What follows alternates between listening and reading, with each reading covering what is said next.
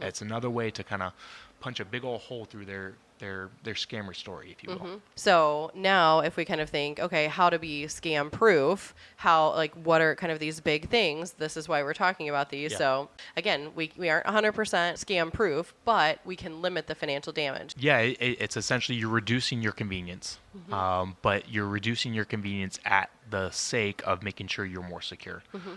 You already touched on it in the respect of, I don't feel that anybody is 100% scam proof, right? Especially in the age of AI and being able to imitate voices and written communication.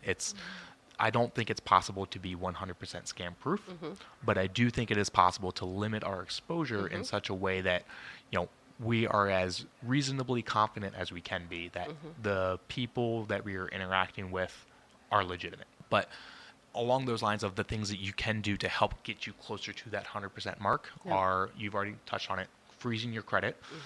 You're going to reduce your convenience there because the next time you go to open a credit card, it's going to get blocked. And the reason it's going to get blocked is because your credit's going to be frozen. So now the next step you have to do is, hey, bank or credit card company that I want to open a account for, I understand you're going to run my credit. Which credit bureau are you going to run from, whether it's one or multiple? We need to go temporarily unfreeze our credit so that way they can run the credit report and view that. Same deal for a car, house, any of that fun stuff if we're using a car loan or a mortgage. Even using credit cards, that's another one, because like those expenses that get put on there, you don't pay them until they're legitimate or until the bill comes. So if it wasn't a legitimate expense, that should give you protection from having to pay for that. That's exactly right. That's one of the things people that are big Dave Ramsey fans don't like our perspective on this, but it's one of the things that there is power in using, frankly, other people's money at that regard and to protect your own. And that's, just a quick recap. When you use a credit card, I'm going to go to Starbucks or I'm going to go buy groceries at Jewel, you're essentially saying, hey, I'm going to take a temporary loan from the credit card company. We have a credit card through Chase.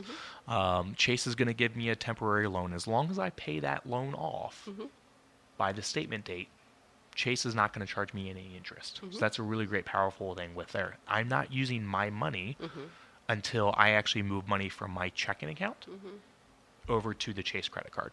Now, if there, like you said, if there is an issue, there's a fraudulent transaction, someone got in the middle of it, the good news is you can just tell Chase, hey, those are fraudulent transactions. I'm sorry, you're going to have to work through to figure out what that is.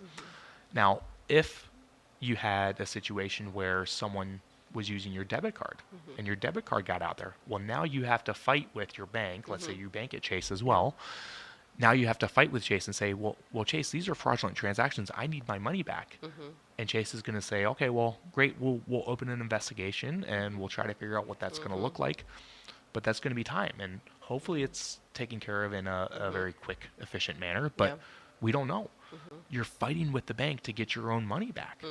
Whereas with the credit card, it's like, hey, I'm sorry this happened, but, good luck because I'm not interested in using this credit card anymore. Exactly. Yep. So it's just a protection for you. I think of just even minimizing, again, exposure. So if I don't even want, minimize even the ability to get some of these offers, there are, you can opt out of some of these call lists for 5 years. So there's great, and we can put this information in the show notes, but passwords, data security, all of these things protect you from even getting these offers to begin with. So that can be helpful. Some of these are just even checking your mail. I know a lot of people just kind of leave their mail in their mailbox for a week and check it at the end of the week. It's just even basic behaviors like this. Go get your mail, even if it's normally junk, just in case there's something in there, that has information on it, that has your, personal information. Yeah, and actually, I'm glad you brought up the mail because one of our clients from years back, actually, when we first started working with this client, put me onto the idea because I hadn't heard about it. But U.S. Postal Service, USPS, has a service called Informed Delivery. And essentially what they do is they take a scan of literally every piece of mail that's going to come in, and they send that to you via email.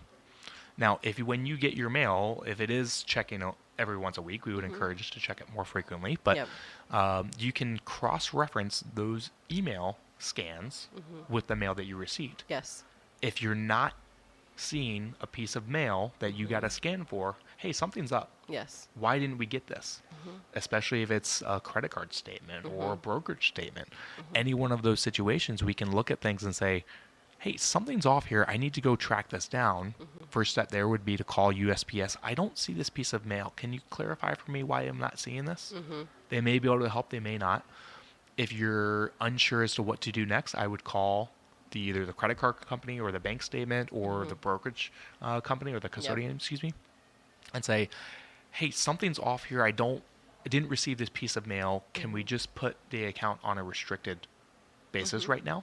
And more often than not, the bank or the custodian will be more than happy to help you with that. Yeah. Because it's tax season right now, do not email personal information. Oh, yes. This is a huge one right now. It's so convenient to just scan your W-2, take a picture, text it, send it through email, but there is personal information on these documents and other documents that you're sending.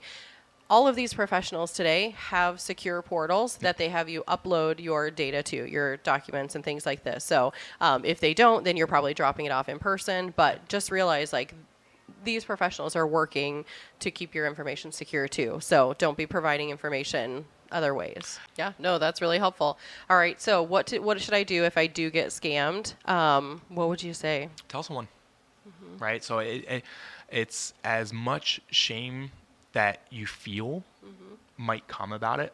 I think there is something really powerful and important of sharing your story, recognizing that even if financially speaking you may not be able to get those assets back, someone else may potentially be prevented from losing their assets. So there's powerful benefit in sharing that. Your trusted relationships, they're going to come alongside you, right? They're going to recognize that this was a really challenging, tough situation. I want to come alongside you and support you in any way, shape, or form that I can. Maybe that's financially, maybe not. But either way, recognizing that your trusted relationships are going to be there to support you. No, that's huge. The other big instance that I think of is someone, it was